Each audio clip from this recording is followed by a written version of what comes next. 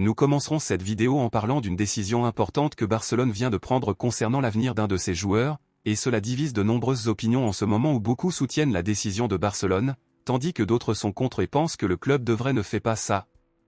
Je vais donc vous expliquer maintenant de quoi il s'agit et à la fin de la vidéo je souhaite connaître votre avis là-dessus ici dans les commentaires.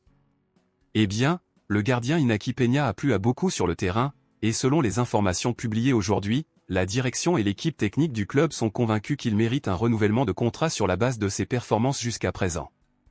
Son contrat expire en 2026 et le club envisage d'embaucher un nouveau gardien, cependant, l'information est que pour le moment, le club n'embauchera plus de nouveaux gardiens et renouvellera le contrat avec Iñaki Peña. Pensez-vous que Barcelone fait le bien ou le mal en renouvelant le contrat d'Iñaki Peña?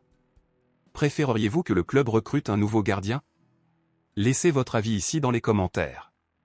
Passons maintenant à l'actualité principale, bombe exclusive de dernière minute.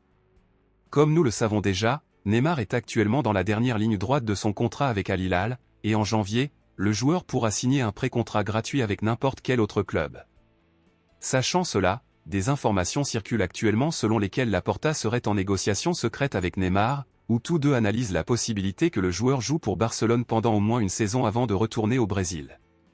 Neymar a déclaré à plusieurs reprises dans des interviews qu'il regrettait d'avoir quitté Barcelone pour le PSG et reconnaît qu'il avait commis une grave erreur en le faisant. Désormais, Neymar aimerait faire un petit arrêt à Barcelone pour avoir au moins l'opportunité de se racheter auprès des supporters des culés et de dire au revoir honorable au club qui a construit sa carrière en Europe. L'information ajoute également que Neymar accepterait une réduction de salaire, en plus d'arriver au club gratuitement, car il sait qu'il n'est pas une priorité de signature pour Barcelone pour le moment.